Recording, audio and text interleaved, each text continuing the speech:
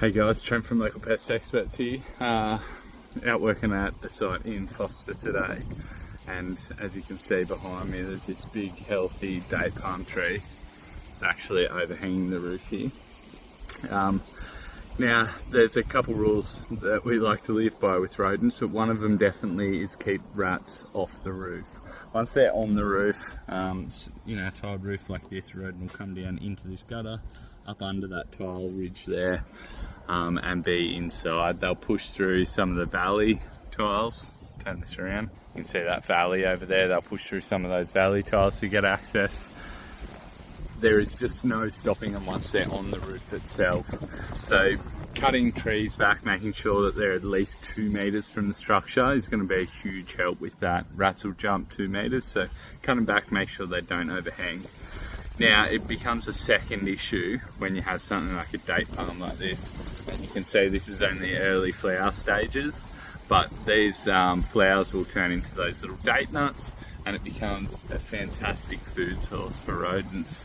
So something like a roof rat, for instance, right, Rattus rattus, they are an arboreal living species by nature, so they will live off the ground. Wherever they don't need to get to the ground, they'll be happy living up off the ground for long periods of time.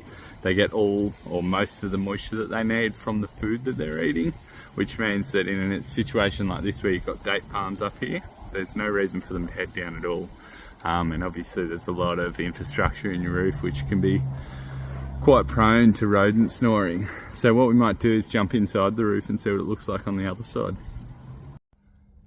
Alright, now we're on the other side of the roof to where that palm tree was, or that date palm tree. And what we can see in here, I'll just turn this camera around. We have, you can see that, snail shell. Snails are actually quite a favoured food of rodents. You'll see if you look closely around here, lots and lots of droppings. There's back here, you can see there, small burrow into the insulation, fairly common nesting site. We can also see all this sarking has been destroyed here. It's very common with rodents nesting on top of that sarking, and they often nest on top of the sarking when they can get free access to food. You see rodents, especially roof rat, Rattus rattus, they require a very small amount of liquid water, or almost no liquid water, because they get it all from the food that they're consuming. So something like a date palm that's quite moisture rich or moisture intense will sustain a rodent population in a roof void without having to exit and go down to ground level into your house or anything like that.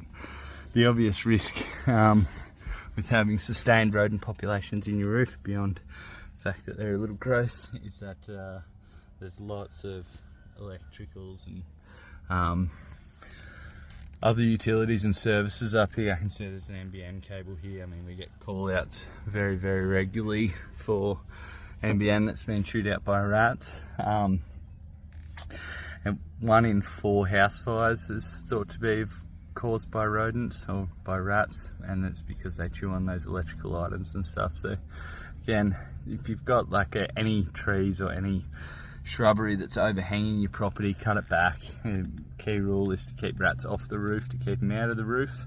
And of course, with something like date palms, something that's providing significant food source, make sure that the actual dates or those nuts are removed as soon as they start to grow or flower, because you leave them there, you leave the food there. If the food's there, the environment here is here to live, then you're going to have rats.